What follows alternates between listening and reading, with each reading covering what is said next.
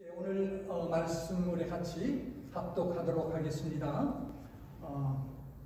먼저 마태복음 14장 22절부터 성경 봉독하고 봉기도 하도록 하겠습니다. 자, 여기 보시면 또 나오지만 우리 마태복음 14장 22절부터 33절까지 먼저 읽도록 하겠습니다. 시작.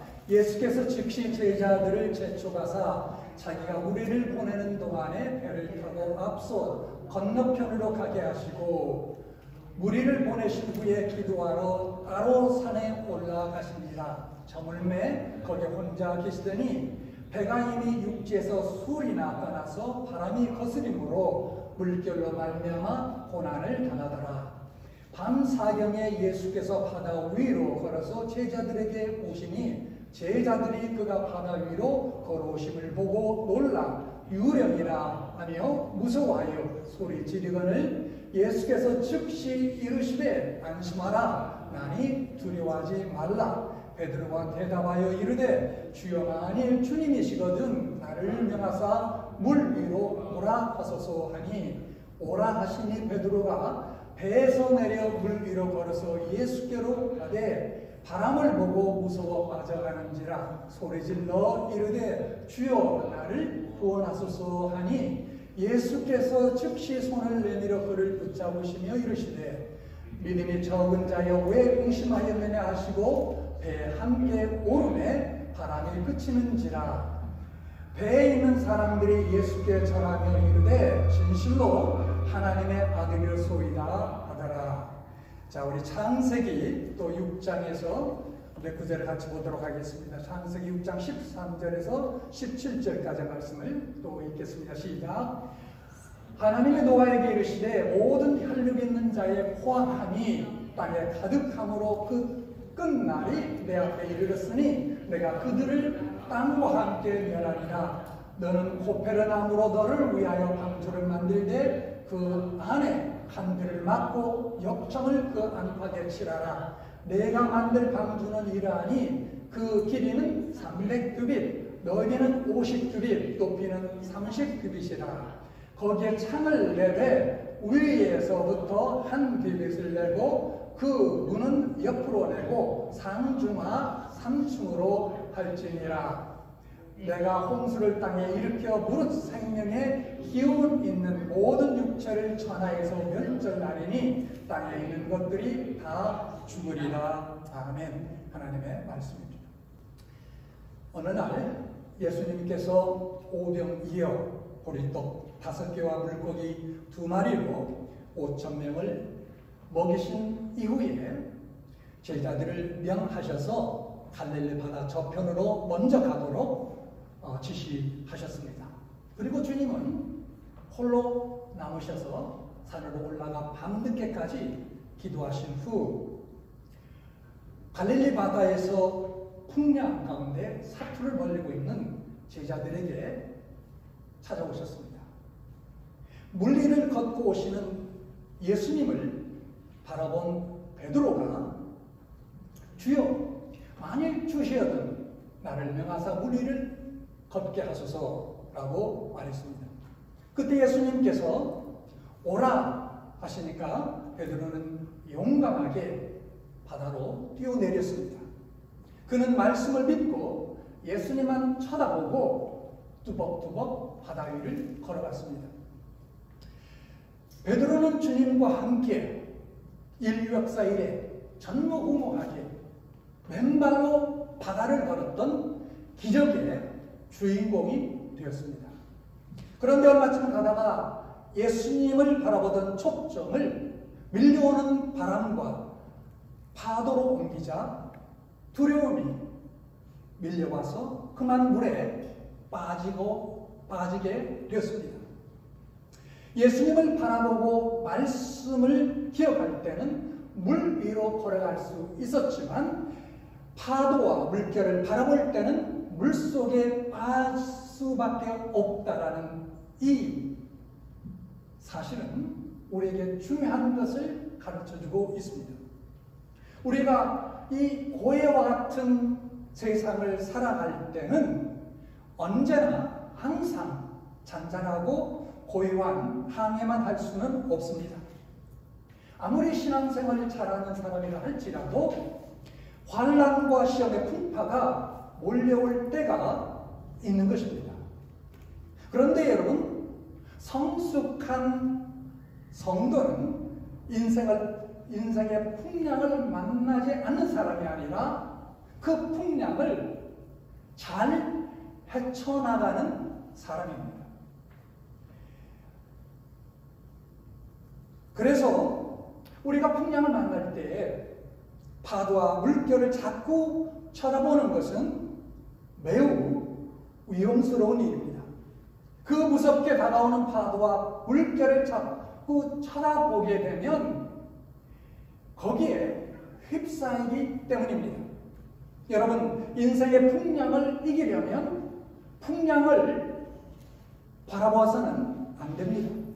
인생의 홍수를 이기려면 홍수를 바라봐서는 안 됩니다. 그 대신 우리는 주님을 바라보아야 합니다.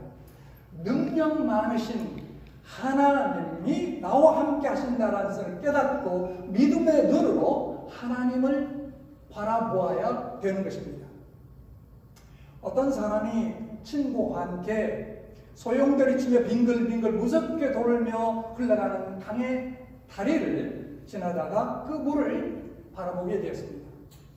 그러다가 빠질 뻔한 순간이 있었습니다.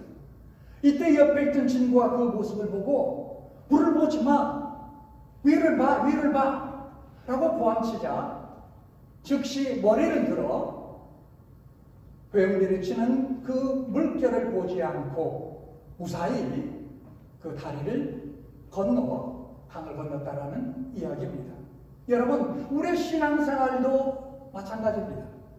사탄 마귀를 이기는 방법 중에 중요한 것은 사탄의 역사를 바라보지 않는 것입니다. 아무리 무섭게 공포를 주고 아무리 달콤한 유혹을 주어도 거기에 눈길을 주지 않고 쳐다보지 말아야 하는 것입니다. 못 본 채 하면 사탄 마귀는 슬그머니 떠나고 마는 것입니다. 여러분, 아담과 하와를 보십시오.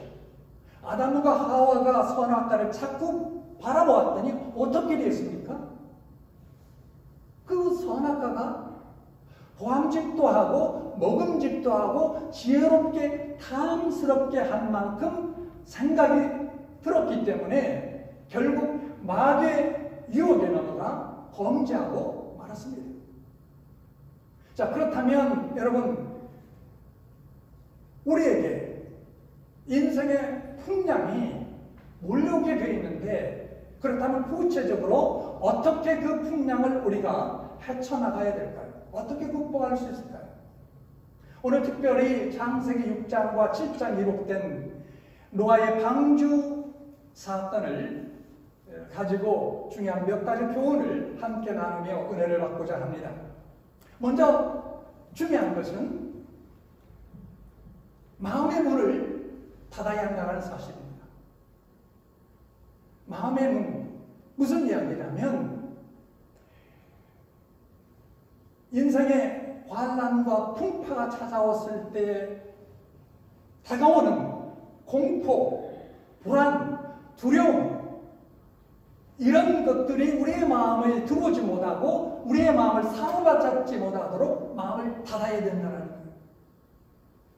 여러분, 노아는 홍수가 나기 전에 방주 안으로 들어가 문을 닫았습니다. 노아의 방주는 3층으로 되어 있는데 물론 1층은 이제 큰 문이 있었겠죠. 그래서 이제 모든 동물들과 함께 들어갈 수 있었습니다. 다 들어가 나서 문을 닫았죠. 그리고 문은 없습니다. 창문이 하나 딱 있어요. 근데 그 창문은 3층에 만들어져 있습니다. 바로 지붕 바로 밑에 3층에 창문 하나가 있었습니다. 창문은 3층에 있었기 때문에 하늘만 보았지 노아는 그리고 그의 가족들은 시퍼런 홍수는 볼 수 없었습니다. 노아는 홍수 심판에서 구원받은 사람이었지만은 실상 홍수를 보지는 못했습니다. 비가 내리기 전 방주로 들어가 문을 닫았고 그리고 홍수가 다 끝난 다음에 방주에서 나왔던 것입니다. 그렇기 때문에 여러분 보세요. 육지가 드러났는지 그 여부를 알기 위해서 창문을 열고 까마귀와 그리고 비둘기를 날려보냈던 것입니다. 무엇을 의미합니까?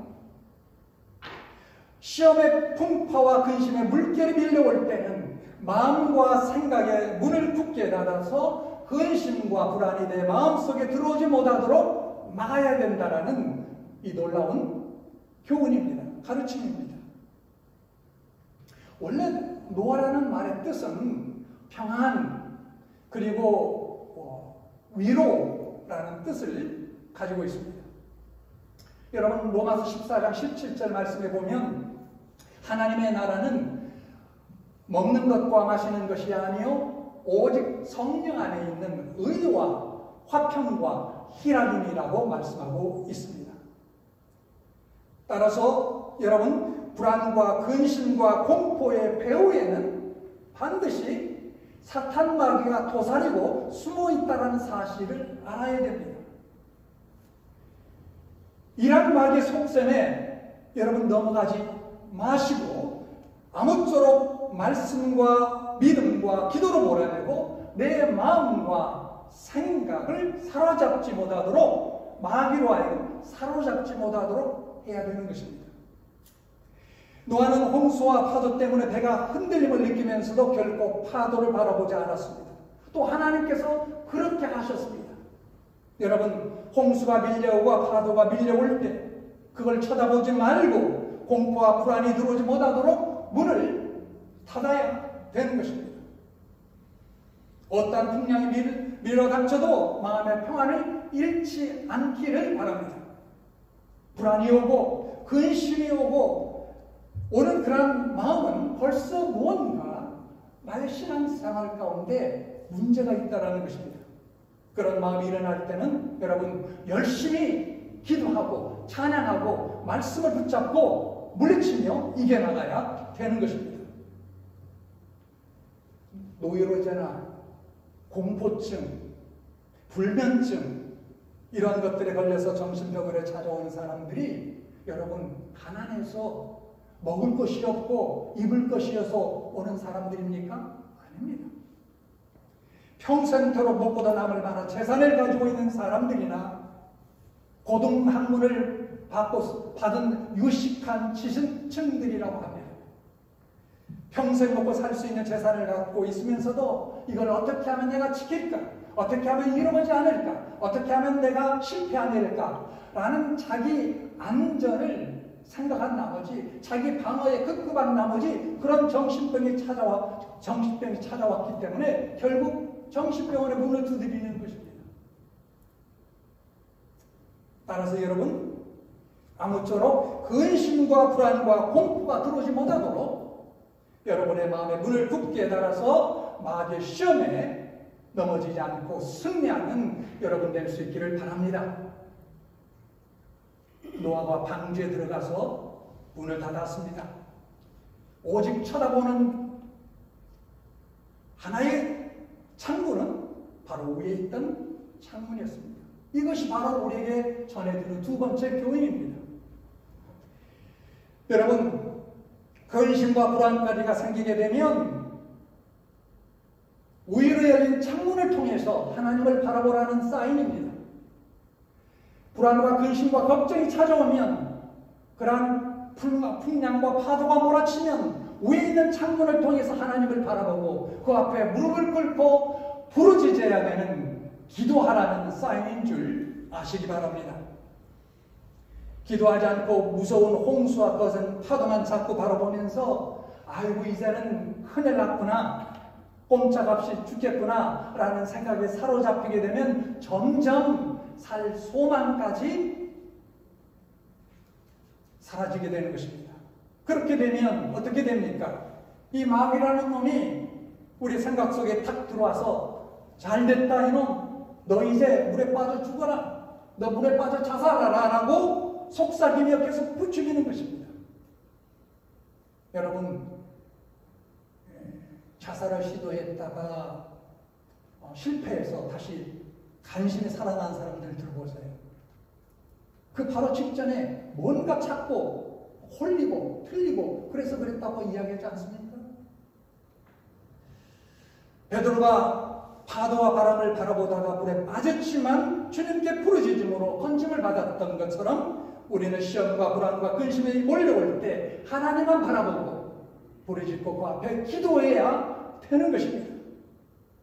그래서 시편 50편 15절에 보면 환난 날에 나를 부르라 내가 너를 건지리니 내가 나를 영화롭게 하리라 라고 했습니다. 여러분 생에 환난이 오는 것 그게 특별한 건 아닙니다.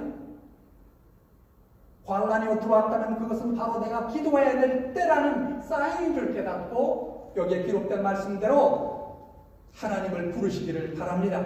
내가 너를 건지리니 내가 나를 영화롭게 하리라 했습니다. 여러분 출애굽기 2장에 보면 이스라엘 자손은 고역으로 인하여 탄식하며 부르짖니 그 고역으로 인하여 부르짖는 소리가 하나님께 상달됨지라 라고 이야기합니다. 사랑하는 여러분, 우리가 특별히 어려운 가운데 있을 때 하나님 앞에 부르짖을 때 그 기도는 허공 속에서 사라지는 것이 아닙니다. 많은 사람들이 어떤 잘못된 생각들을 합니다. 이 기도가 하나님께 과연 상달될까? 상달됩니다. 반드시 상달됩니다. 우리가 어디에서 기도하든지 하나님은 우리의 기도를 들으시고 하나님의 때에 하나님의 방법으로 응답해 주실 믿습니다.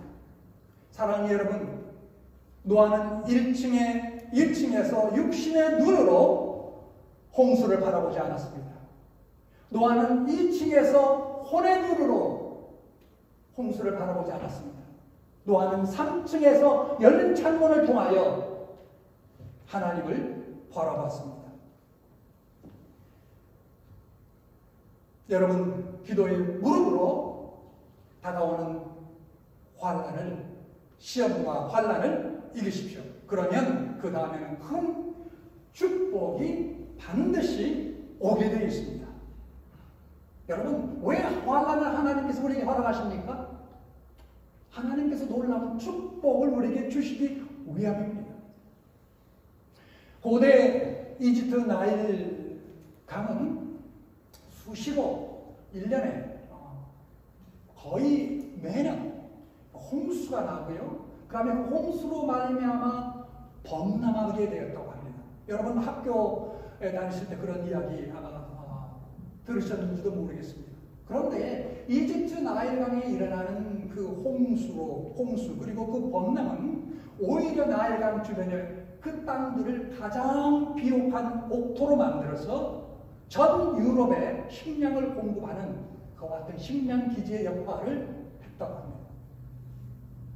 그렇습니다.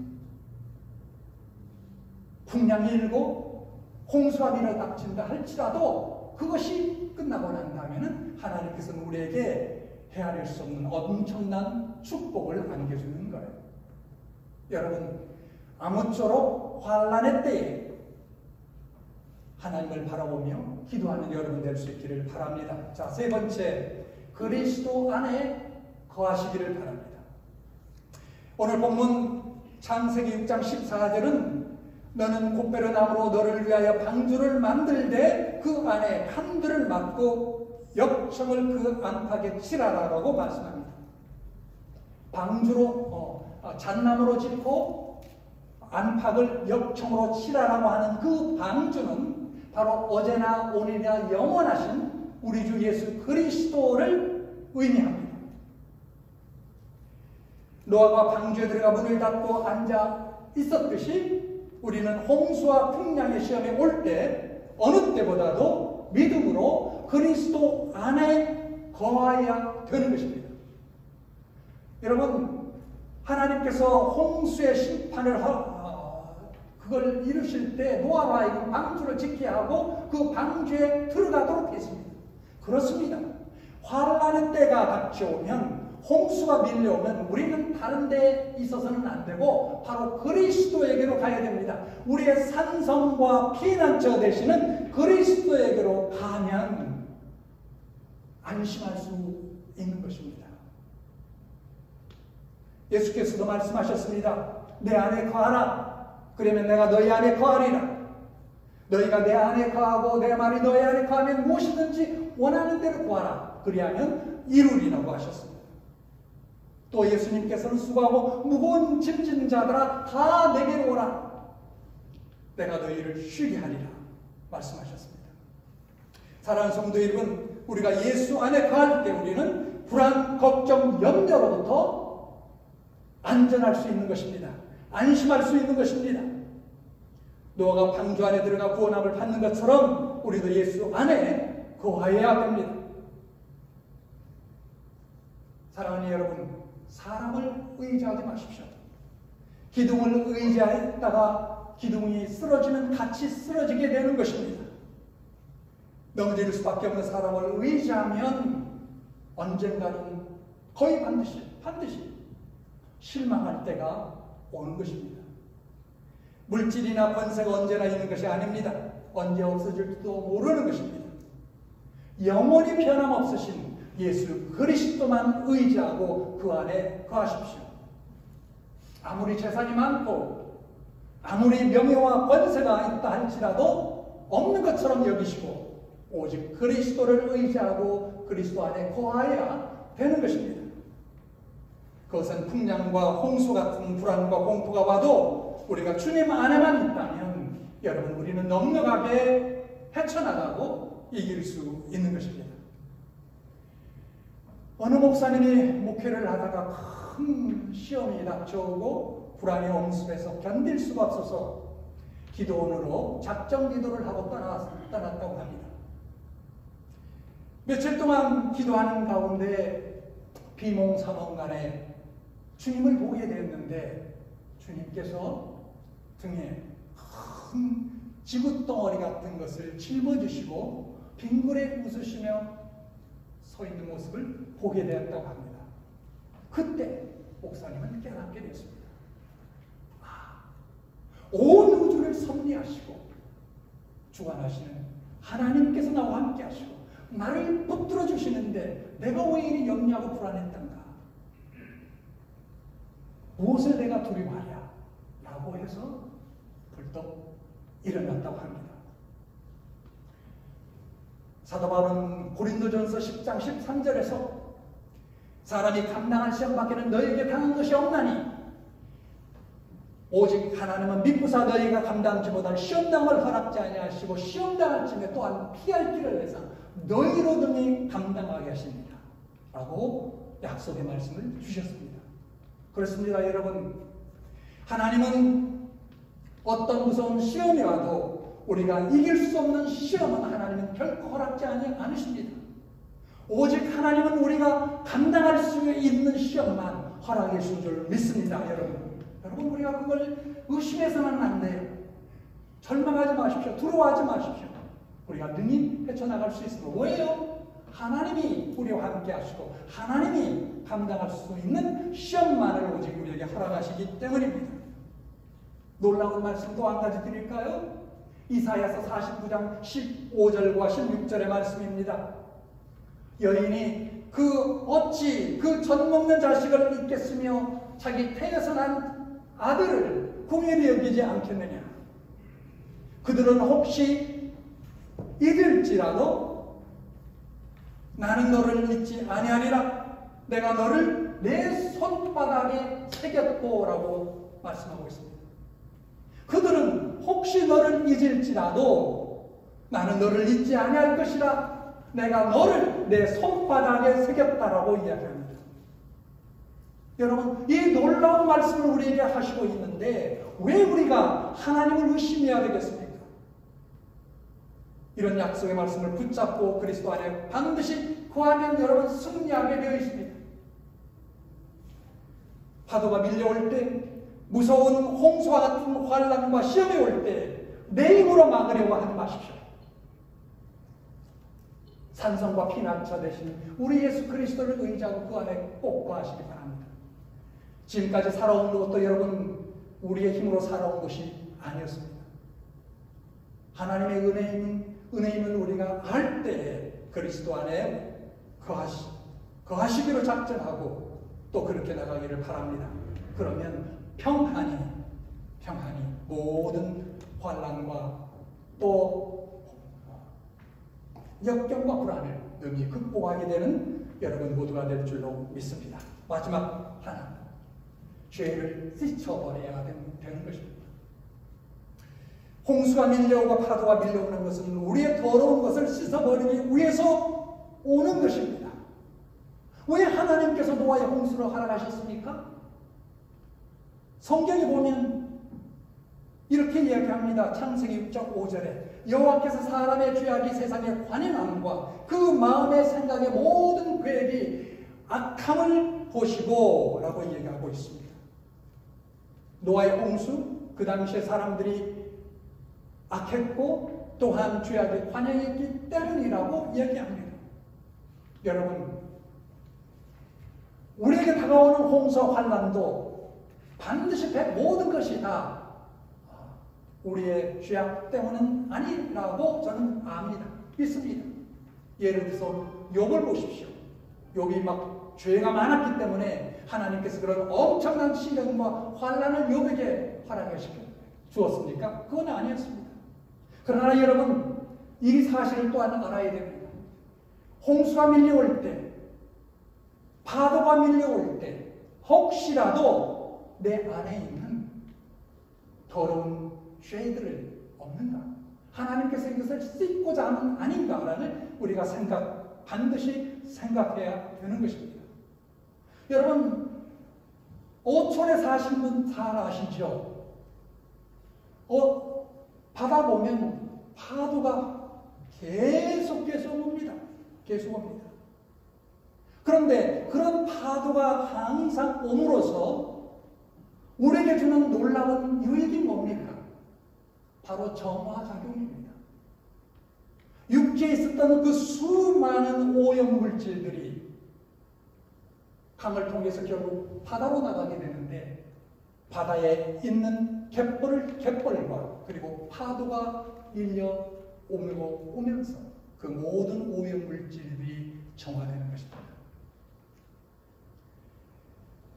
여러분, 우리들의 생활 속에 더럽고 추악한 죄악들이 들어왔을 때 성령의 감동이 와도 회개치 않고 말씀으로 깨우쳐도 듣지 않으면 환난과 실패와 고통의 홍수가 다가오기도 하는 것입니다. 그런데 시편 기자는 우리에게 이렇게 또한 놀라운 말씀을 주고 있습니다. 시편 119편 67절에 고난당하기 전에는 내가 그릇 행하였더니 이제는 주의 말씀을 지키나이다. 고난당하기 전에는 내가 그릇 행하였더니, 그렇죠. 그렇습니다.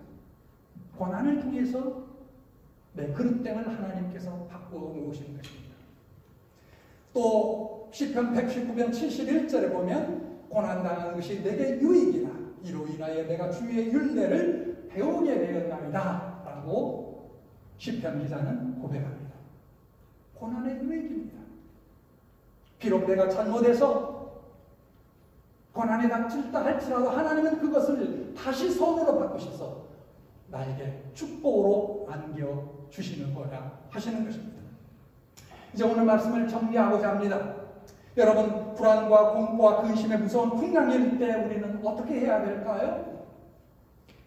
우리는 풍랑을 바라보지 말고 홍수를 바라보지 말고 마음의 문을 굳게 닫고 부정적이며 파괴적인 그런 생각과 감정이 내 마음속에 침투하지 못하도록 막아야 됩니다. 그리고 외로운 창문을 통해서 하나님을 기도로 찾아야 됩니다. 하나님께 부르짖어야 되는 것입니다. 그리고 우리의 피난처 되시는, 산성 되시고 우리의 방주 되시는 예수 그리스도 안에 거하여야 되는 것입니다. 세상에 있는 어떤 것이나 사람들을 의지하지 말고 그들을 찾아가서 피하지 마십시오. 오직 그리스도에게로 피하는 여러분 될 수 있기를 바랍니다. 그 안에 거하십시오. 그리고 성령께서 나를 더욱더 거룩하게 정화시키게 되는, 깨끗게 하시려고, 그리고 그 안에 깨끗한 내 심령 안에 놀라운 하나님의 축복을 부어주시리라는 것을 깨닫고 하나님 앞에 겸허한 마음으로 회개하며 나가시기를 바랍니다. 그렇게 될 때에 여러분의 생애 가운데 하나님의 놀라운 하늘의 평안과 기쁨과 위로와 그리고 큰 축복으로 하나님께서 넘치게 부어주실 줄로 믿습니다. 우리 같이 기도하겠습니다.